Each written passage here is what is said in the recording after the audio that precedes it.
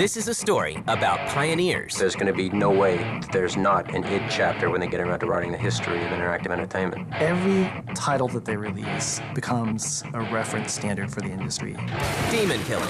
You're a space marine fighting your way to and through hell and back. Incredible graphics. The new engine for Doom 3, it's really revolutionary in the fact that it gives us the power to really create just about anything that we can imagine. They're just sitting there sometimes with their mouth open, just going, this is incredible. And a legendary gaming franchise. If you're going to list out the top 5 franchises in video gaming history, Doom's going to be on the list. Every gamer on the planet right now wants to get their hands on Doom 3. This is the history of Doom.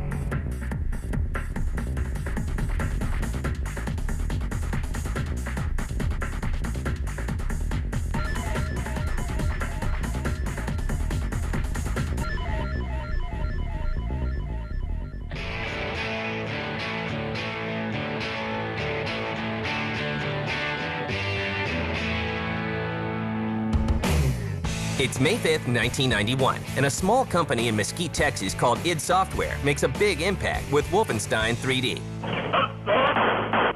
It was not the first 3D game. It was not even id's first 3D game. But it was the first 3D game to really hit a national and even international audience. And it was done in a way that had impact. People weren't ready for it.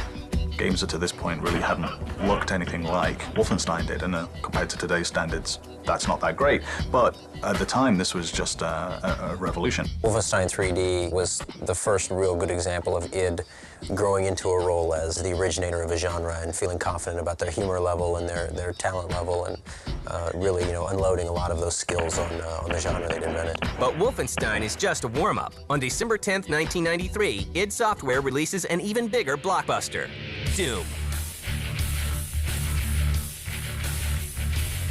The original Doom was really good because it was kind of the first game that kind of gave everyone a glimpse to the future of what games, would be like.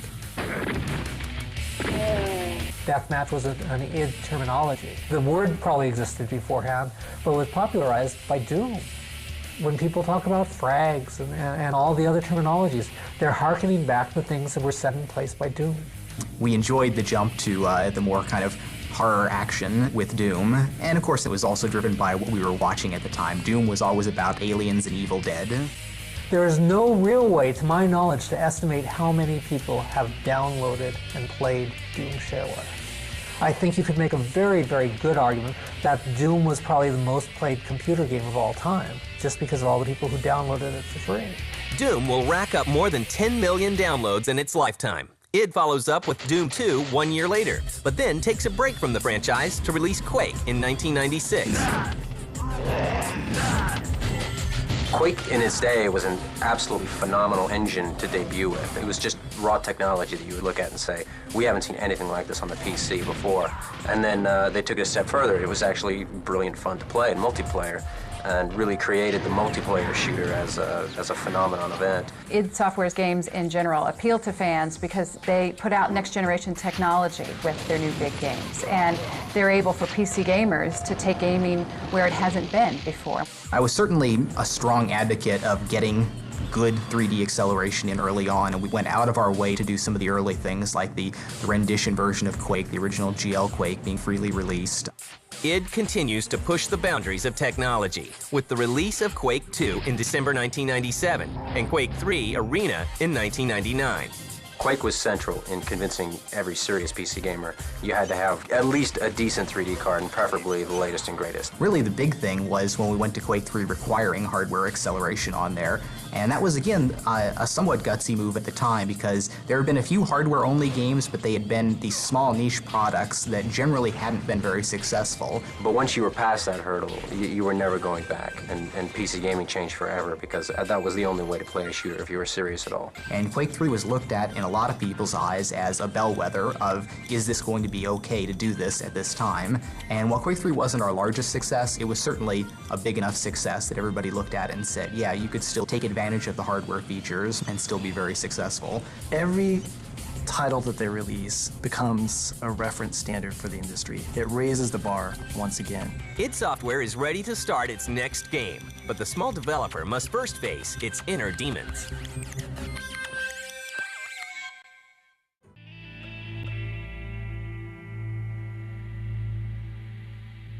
The new millennium is just around the corner, and id Software is going through some birthing pains.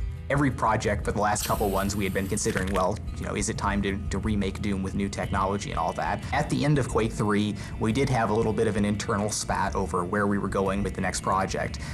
The only kind of foregone conclusion was that it was going to be single-player focused because there was a good contingent in the company that wasn't happy with the Quake 3 kind of activity level of gameplay. We wanted to really create this scary, intense, action-packed horror game, and everybody is much more afraid when they're alone.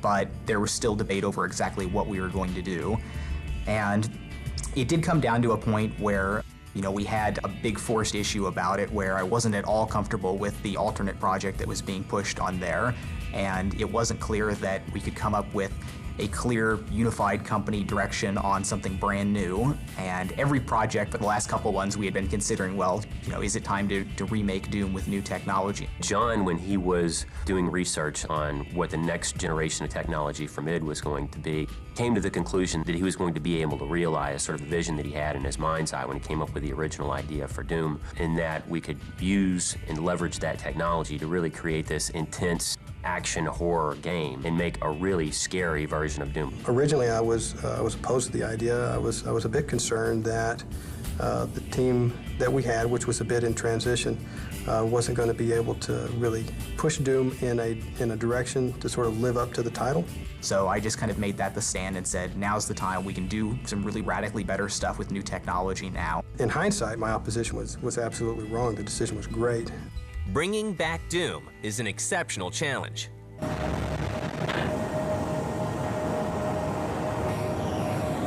got you, Darkstar. You are set for lockdown. Welcome back.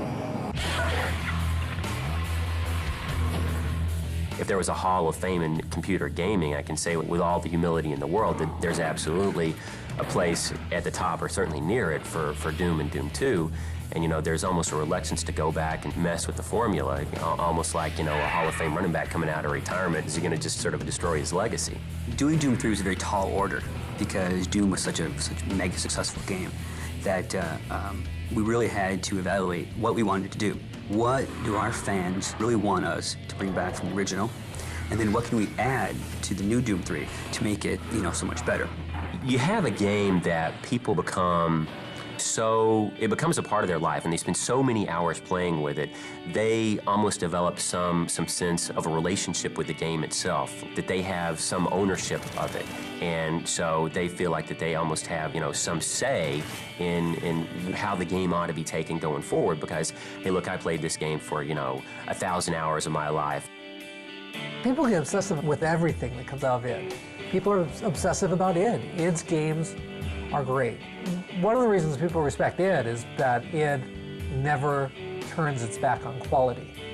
Everything that comes out is going to be good. People get so emotionally attached, and then they get afraid of, well, if it's not the exact game, or if it's not as good or better, if it's not their interpretation of what the next game ought to be like, and they get afraid that we're going to do something different with it. They don't want to see the next game come out because they just want to sort of freeze time and have Doom be the way it was when, they had all these great experiences in their life and don't want to have anything to sort of spoil that memory. We definitely understand, people's emotional attachment to the properties because we feel it too, and at least as strong as they do. On June 1st, 2000, work begins on making Doom 3 a worthy successor to the legendary franchise.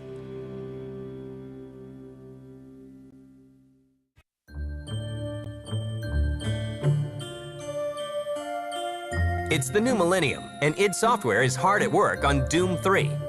The first year of Doom, after I had laid down the very basic technology, I was always saying that there's kind of like a tripod of features and technology that's going to make Doom what it is. There's the unified lighting and shadowing, there's the more complex animation and scripting which will show off that lighting and shadowing on there, and then there's the GUI surfaces which add the extra level of interactivity to the game, and all of those really proved out correct. The new engine, for Doom 3 is it's really revolutionary in the fact that it gives us the power to really create just about anything that we can imagine. Okay, there's a few things we need to take care of first. And id pieces together the game's new storyline with the help of science fiction writer Matthew Costello. We actually contracted a professional science fiction writer to help us with the story. That was a first for id. He left you no choice. True, but this is the last time. After we laid the basic story foundation down, we storyboarded all the action. That also was the first for id. We knew we wanted to take the Doom story, the original Doom story, and the Doom environment, and sort of bring that into the future. Amazing things will happen here soon. You just wait.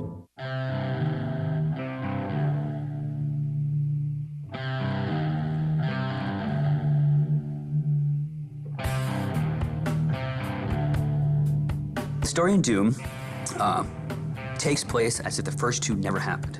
So it's very important that fans realize that this is not Doom 3, you know, after Doom 2 Hell on Earth. This is Doom 3, whereas Doom and Doom 2 never happened.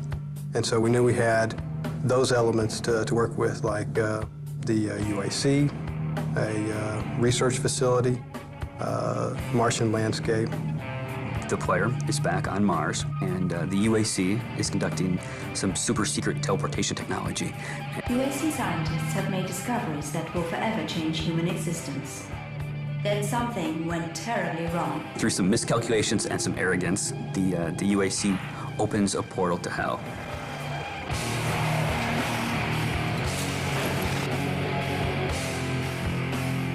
When we started thinking about what direction to go with that, we looked at different movies that we felt like that would portray those demonic elements, monster elements, the Martian landscape, the weapons that we felt we'd have, things like that. We've really kind of taken a new approach on the old story. We've answered some questions like, where did the UAC come up with the technology? You know, what's the demon's motivation? I mean, we've really expanded all of those aspects and made a really, you know, engrossing story.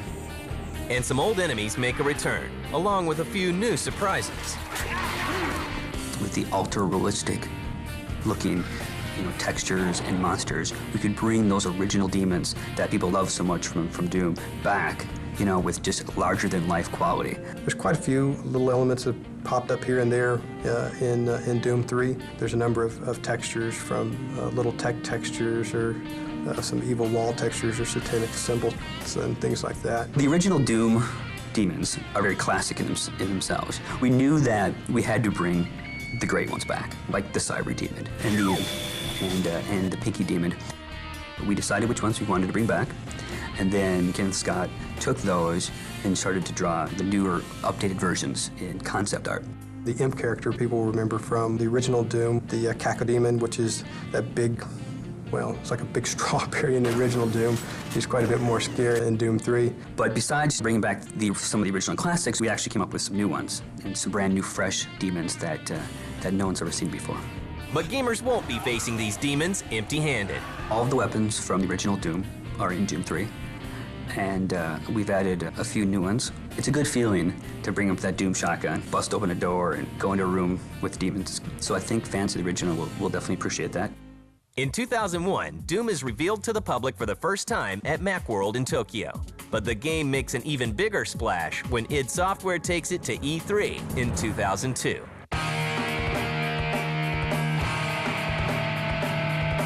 The year that Doom 3 came out, people couldn't sit still. You would come out, you would tell people about what you had seen, how real it looked, how it was maybe Shrek quality animation and graphics. And they'd look at you blank-faced because there was no way it could be real. We had a 15-minute in-game kind of demo play, and we had seats, and it was real dark, and it really kind of made the fans realize that the game's scary, that the game has movie quality, that, you know, it's over-the-top action. It really helped kind of deliver the message that, you know, what Doom, you know, was. Everybody knew what Doom, the original Doom was, but then they never knew what direction that we were taking with Doom 3. And this gave us the opportunity to show that direction. When it went out there and it just had this amazing reception on there, they're just sitting there sometimes with their mouth open, just going, this is incredible. People didn't believe it was real. The E3 judges, they had to come up to us and say, okay, would you like to go try it? Or would you like to see us play it so we can prove to you that this is not a fake, this is a real thing? We received great feedback. We won 5 awards that year at E3. It was a fantastic E3 for us. But just as id Software returns from a triumphant E3 showing, the unthinkable happens.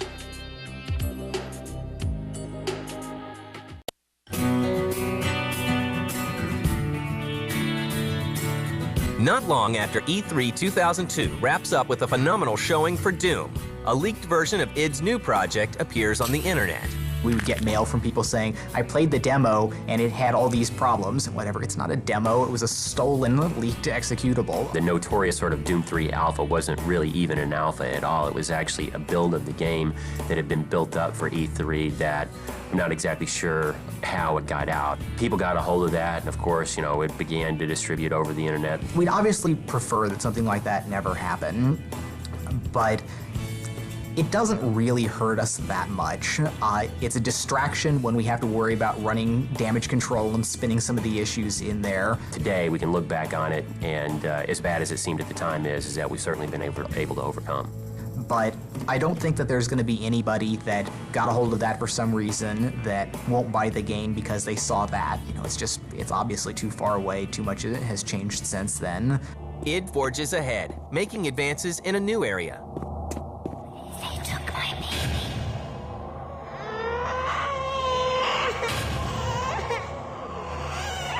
Audio in our games has always been, clearly second fiddle to rendering. But as computers have gotten faster and faster, that couple percent that we devote to audio has gotten more and more capable. One thing that we've done in Doom 3 that's very cool is we have a true 6-channel surround sound. And that gives us the ability to have sound and audio cues that happen around the player. So like, for instance, if a demon is sneaking up behind you, you can hear them. You're walking through a dark corridor and you'll hear whispers that circle you. It really kind of gets the player into the game because they're like in a wave of sound. And Chris Brenna, the former drummer for 9 Inch Nails, is brought in to lend his talent to the music in Doom 3.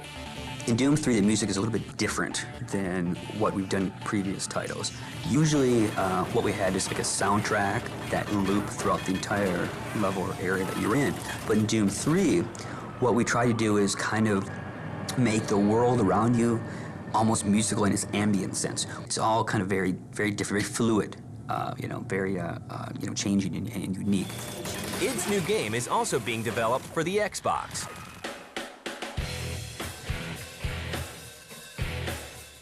The original core rendering decisions for Doom were influenced very specifically by the capabilities of the Xbox. We knew at the time what the Xbox was going to be like coming out, and the rendering of what we do with geometry and surfaces and textures and all that was crafted around something that was going to be efficient on the Xbox. One of the great things about the Xbox is the technology in the Xbox is very similar to the technology that John looked at when he architected the engine.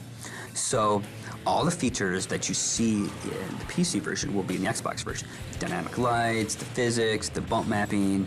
Now, of course, there will be things that are different, but I believe that people that don't have a PC that have an Xbox will still be able to enjoy what the PC people will be raving about. Doom 3 is shown again at E3 in 2003 and 2004. Each time it appears, attendees are awed. Work on the game begins to wrap up. I'm sure it's going to be a huge release when everything gets out here, but everyone should be really looking forward to getting the game out on the shelves because the response should be just really phenomenal. Every gamer on the planet right now wants to get their hands on Doom 3.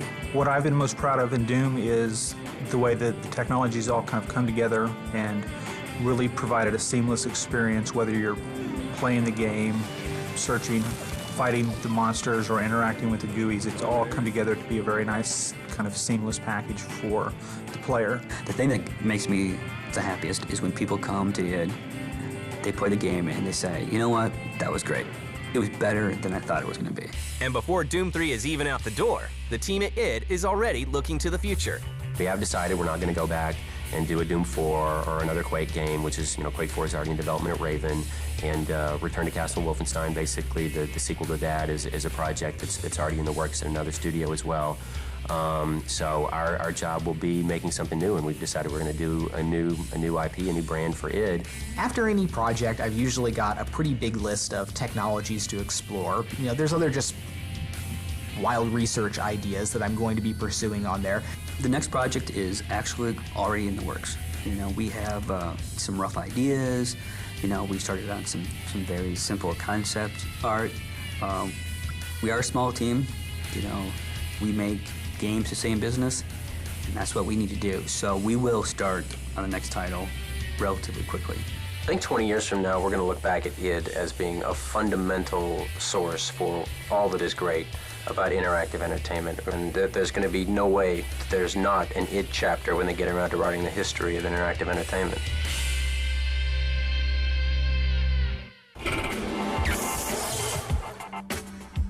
Phone, 1.2 megapixel camera and holds 5,000 MP3s. Wow, that's really impressive. Hold on a second, sorry. Hello? Yeah, hey, I'm in the middle of lunch. Can I call you back? All right, cool, thanks. So that's a lot of MP3s. Yeah. See the best, greatest, biggest, shiniest, coolest, and blinkiest new stuff coming next year when the Screensavers goes live at the Consumer Electronics Show January 6th and 7th at 7 Eastern. Hold on, let me put you on speakerphone. No.